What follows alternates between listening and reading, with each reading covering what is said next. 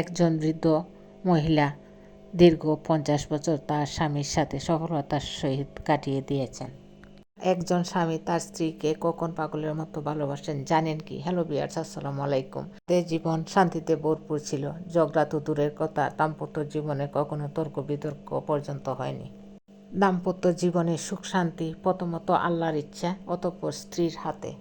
একজন স্ত্রী চাইলে তার ঘরটা জান্নাত বানিয়ে দিতে পারেন, আবার চাইলে এটাকে জাহান্নামও বানিয়ে দিতে পারেন। কিন্তু কিভাবে? অর্থ দিয়ে তা তো হতে পারে না। কেননা অনেক অর্থশালী মহিলা আছেন যাদের জীবনে দুঃখ দুর্দশার শেষ নাই, যাদের স্বামী তাদেরকে কাছে আসতে দেয় না। যখনই তার স্বামী রেগে গিয়ে তার উপর বকাবকি শুরু করতেন, তিনি অত্যন্ত সম্মান দেখিয়ে নীরবতা অবলম্বন করতেন এবং অনুতপ্ত হয়ে মাথা দুলিয়ে তার সব কথায় সায় দিতেন। বিদ্রূপের দৃষ্টিতে কখনো চুপ হয়ে থাকতেন না, কেননা পুরুষ মানুষ বিচক্ষণ হয়ে থাকে, এটা সহজেই বুঝতে পারবে। চুপ হয়ে তার সব কথায় সায় দেয়া যতক্ষণ না তিনি শান্ত হচ্ছেন। স্বামীর চেঁচামেচি শেষ হয়ে গেলে স্ত্রী তার স্বামীকে বলতেন, আপনার কথা শেষ হয়েছে, এবার আমি যেতে পারি। তারপর তিনি চলে যেতেন আর তার কাজে লেগে পড়তেন। তার স্বামী চিৎকার করে খুবই ক্লান্ত হয়ে পড়েছেন, তার বিশ্রামের খুব দরকার।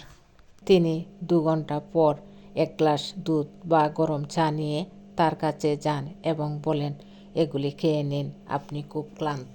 এই সময় তার স্বামীর সাথে খুব স্বাভাবিকভাবে কথা বলেন। তারপর তার স্বামী তাকে বলেন, রাগ করেছো তুমি? স্ত্রী বললেন, না।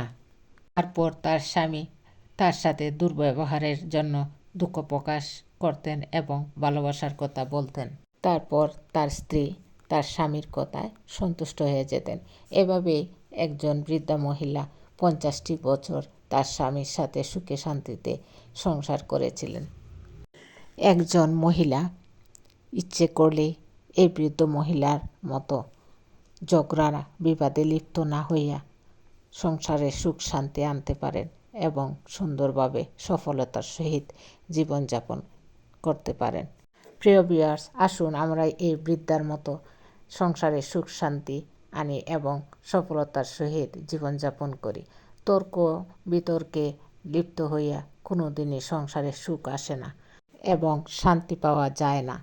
সংসারের সুখ শান্তি না থাকলে এটাকে জীবন বলে না, এটাকে নরক বলে।